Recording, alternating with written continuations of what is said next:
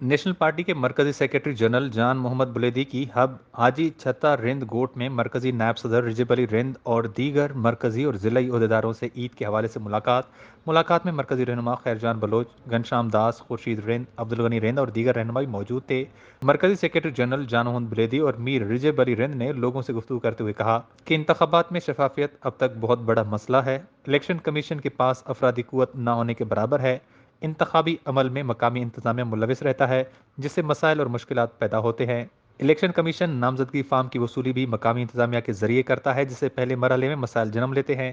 Election commission کو اپنی افرادی قوت میں فوراً اضافہ کرنا ہوگا، انتظامیہ اور نادرا کی محتاجی سے نکلنا ہوگا۔ نامزدگی فارم کی وصولی کی حد تک الیکشن کمیشن کو فعال اور متحرک بنانے کی ضرورت ہے۔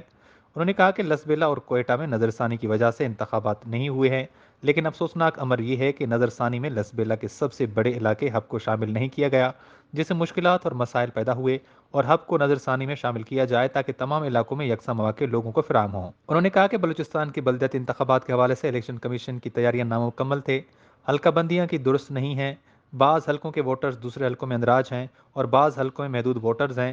ووٹر لسٹوں کی درستی کے باوجود ووٹر لسٹ تیار نہیں کیے گئے۔ انہوں نے کہا کہ الیکشن کمیشن ووٹر لسٹوں کی تیاری میں نادرا کا محتاج ہے۔